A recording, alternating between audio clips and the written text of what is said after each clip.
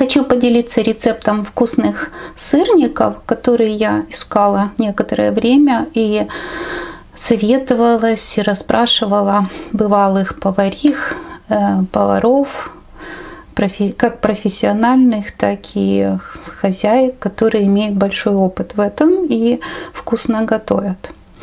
И вот, собственно, этот рецепт, и в чем секрет сырников, которые хорошо лепятся, и в массу которых, сырную массу, которых не нужно много добавлять муки, манной крупы и других ингредиентов, которые позволяют их красиво слепить. То есть рецепт или секрет этого рецепта очень прост. И все заключается в консистенции, правильной консистенции сыра, творога, вернее. Если брать очень жидкий, уже такой пастообразный, это 100% получится невкусные сырники, так как для того, чтобы их нужно было слепить, придется добавлять много муки и других составляющих. Если брать вот такой вкусный сыр, его придется разминать вилкой. Если его разминать вилкой, он тоже останется вот такими кусочками, и только если мы не достигли пастообразной составляющей этой творожной массы, сырники лепятся плохо.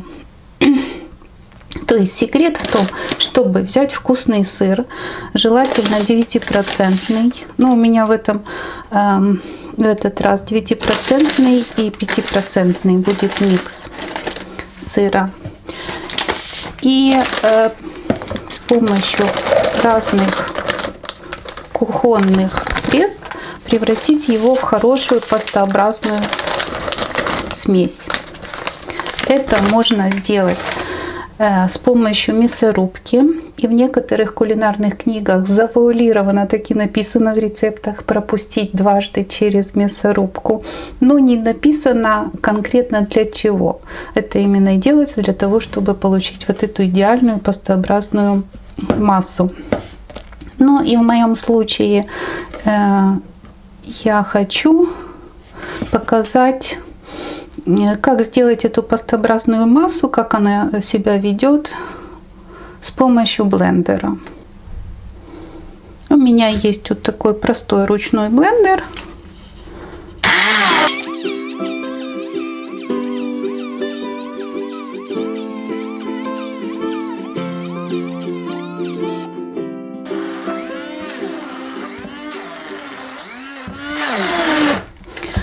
Практически масса превратилась в пасту, как видите.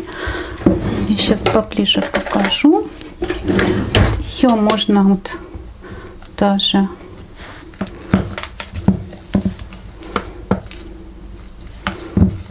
уже в таком состоянии хорошо лепить. Вот она уже лепится. Есть, мне показывали хозяйки, даже уже с такого просто посолить, добавить сладости, если вы любите сладкие сырники, и мукой сделать обсыпку, и уже в таком виде можно жарить. Как видите, хорошо можно слепить. Но я сделаю традиционные, то есть добавлю туда яйца. Можно добавить даже одно яйцо, я добавлю 2. И буквально 2 столовые ложки манной крупы. Это немножко делает их вкуснее, но можно и не добавлять. Можно вместо манной крупы взять 2 или 1 столовую ложку муки. И немножко посолить, буквально щепотку. И я также эту массу уже добью блендером.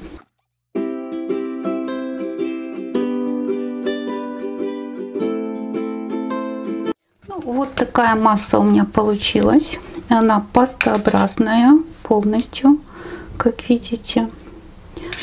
И далее у меня очень она жидковатая получилась из-за того, что я положила 2 яйца. Вот.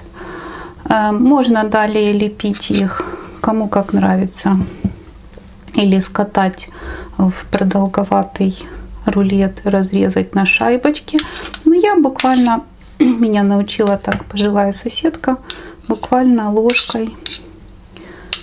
Сейчас покажу, как она меня научила. То есть далее сформировать сырники, обкатать их в муке и обжарить. Я беру прям ложкой, складываю муку. Вот так немножко, чтобы можно было взять рукой. Можно смочить руки водой и тоже так сформировать. Но главное, чтобы сделать обсыпку мукой. Ну, такой у меня будет сырничек. И сразу на сковородку с маслом обжарить со всех сторон до золотистого цвета. Далее я их кладу в духовой шкаф, разогретый 180-200 градусов. И буквально 15-20 минут в духовом шкафе они доходят. Ну, в зависимости от функции вашего духового шкафа, тут нужно балансировать, чтобы они не сгорели. И до вот такой сырничек.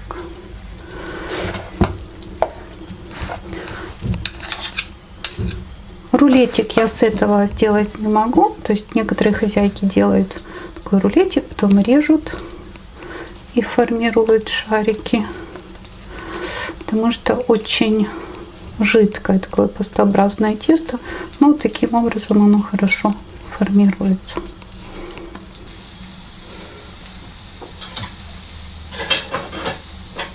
Вот мои сырники. Вот я обжариваю последнюю партию сырников.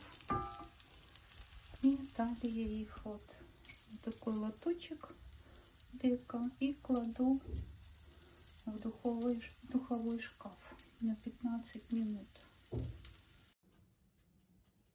Вот все сырники уже в лоточке и в духовой шкаф.